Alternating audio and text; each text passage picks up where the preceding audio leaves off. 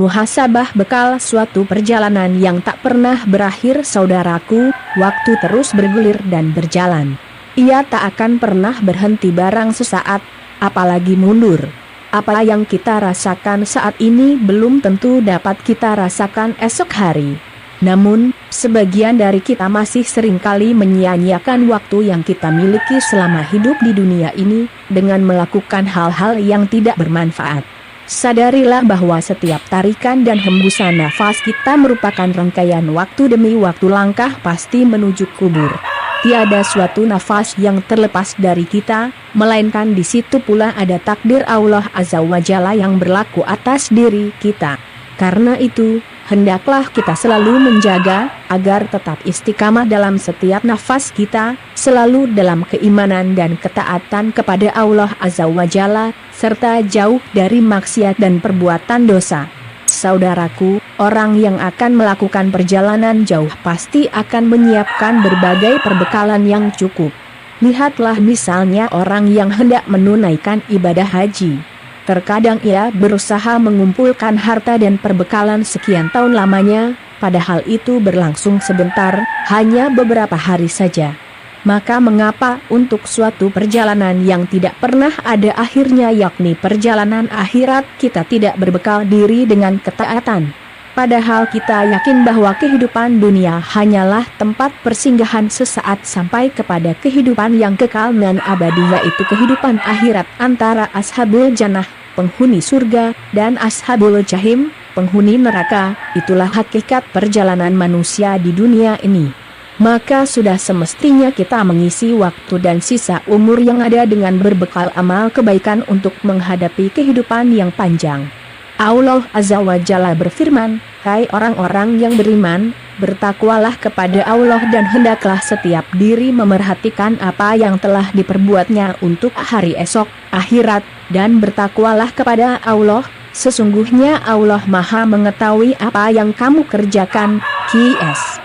Al-Hasyr 18, Ibnu Katsir rahimahullah berkata, "Hisablah diri kalian sebelum dihisab, perhatikanlah apa yang sudah kalian simpan dari amal salih untuk hari kebangkitan serta yang akan dipaparkan kepada Rabb kalian." Taisir Al-Alil Qadir 4339.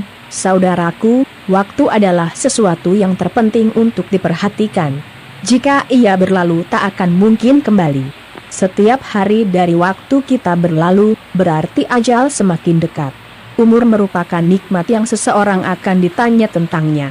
Nabi Sallallahu Alaihi Wasallam bersabda, tidak akan bergeser kaki manusia di hari kiamat dari sisi Rabbnya sehingga ditanya tentang 5 hal, tentang umurnya dalam apa ia gunakan, tentang masa mudanya dalam apa ia habiskan, tentang hartanya dari mana ia peroleh dan dalam apa ia belanjakan, dan tentang apa yang ia amalkan dari yang ia ketahui, ilmu. Hr. At-Tirmizi dari jalan Ibnu Mas'ud radhiyallahu anhu.